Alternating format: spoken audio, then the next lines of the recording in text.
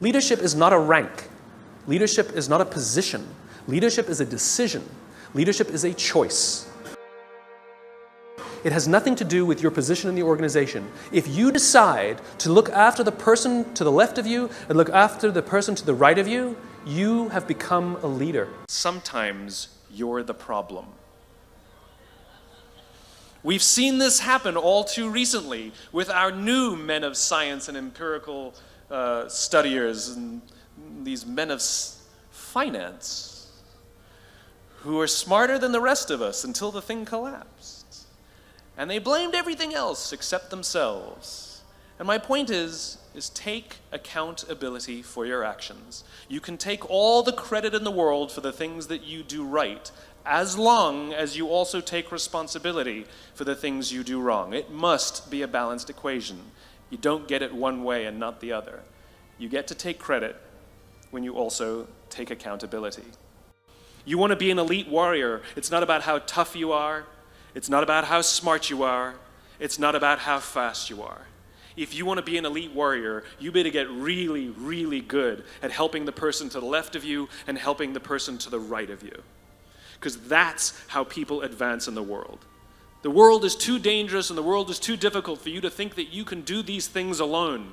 If you find your spark, I commend you. Now, who are you going to ask for help, and when are you going to accept help when it's offered? Learn that skill.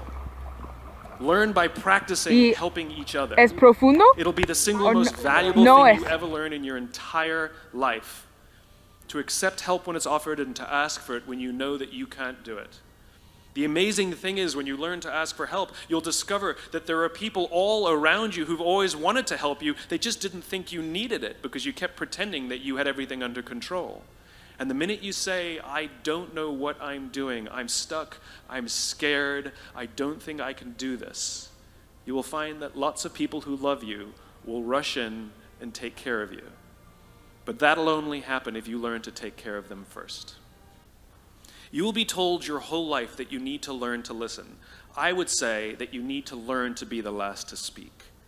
I see it in boardrooms every day of the week. Even people who consider themselves good leaders, who may actually be decent leaders, will walk into a room and say, here's the problem, here's what I think, but I'm interested in your opinion, let's go around the room. It's too late. The skill to hold your opinions to yourself until everyone has spoken does two things. One, it gives everybody else the feeling that they have been heard. It gives everyone else the ability to feel that they have contributed. And two, you get the benefit of hearing what everybody else has to think before you render your opinion. The skill is really to keep your opinions to yourself. If you agree with somebody, don't nod yes. If you disagree with somebody, don't nod no. Simply sit there, take it all in, and the only thing you're allowed to do is ask questions so that you can understand what they mean and why they have the opinion that they have. You must understand from where they are speaking, why they have the opinion they have, not just what they are saying. And at the end, you will get your turn. It sounds easy, it's not. Practice being the last to speak. That's what Nelson Mandela did. Remember this. As you gain fame, as you gain fortune, as you gain position and seniority, people will treat you better. They will hold doors open for you. Profundo? They will get you a cup of tea and coffee without you even asking. They will call you sir and ma'am, and they will give you stuff. None of that stuff is meant for you. That stuff is meant for the position you hold. It is meant for the level that you have achieved of leader or success or whatever you want to call it. But you will always deserve a styrofoam cup. Remember that. Remember that lesson of humility and gratitude. You can accept all the free stuff. You can accept all the perks. Absolutely, you can enjoy them. But just be grateful for them and know that they're not for you. I remember getting off the Acela. I took the Acela from New York to Washington, D.C. And I got off the train like everybody else. And I was walking down the platform like everyone else. And I walked past General Norty Schwartz, who used to be the chief of staff of the United States Air Force, the head of the Air Force. And here I did, you see a guy in a suit schlepping his own suitcase down the platform just like me. And just a couple months ago, he was flying on private jets and he had an entourage and other people carried his luggage. But he no longer held the position, and so now he got to drag his own suitcase. And never did it sort of remind me more that none of us deserve the perks that we get. We all deserve a styrofoam cup. Leaders only have one thing: they have followers. A follower is somebody who raises their hand and volunteers to go where you're going. They raise their hand and volunteer to go in the direction that you're pointing. And so to lead others means that you have a clear vision of a world that does not yet exist, a world that could exist. And by articulating that cause, that vision, that purpose over and over and over again, it inspires people who believe what you believe, who want to see that world built, to join, to go with you, to figure out ways.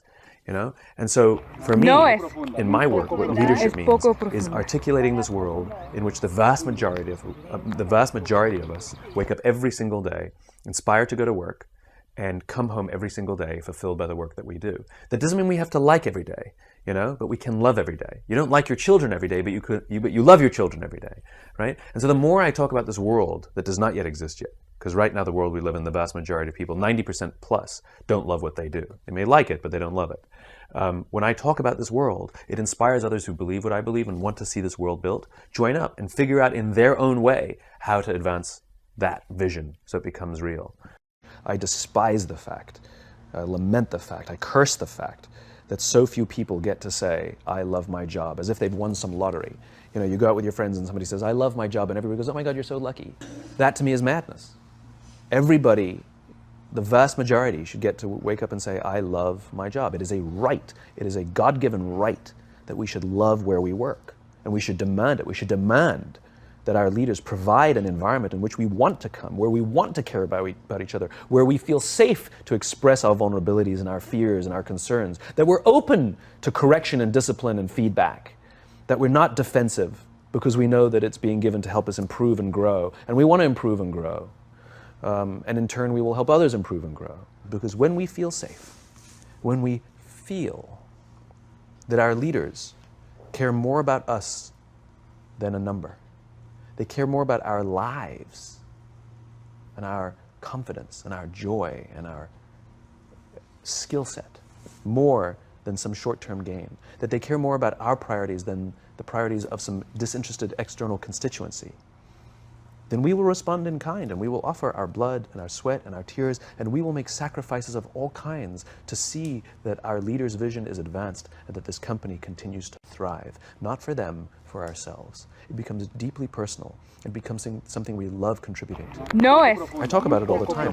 Working hard for something we don't care about is called stress. Working hard for something we love is called passion. And I'm tired of listening to CEOs saying, we only hire passionate people. You don't even know what that means. How do you know that they're passionate for interviewing and not passionate for working? You know, every person on the planet has passion, right? We just don't all have passion for the same things. Give me something to believe in. Give me something to believe in. Give me the opportunity to contribute to something. Allow me to make mistakes and try again. And you'll have passion up the wazoo.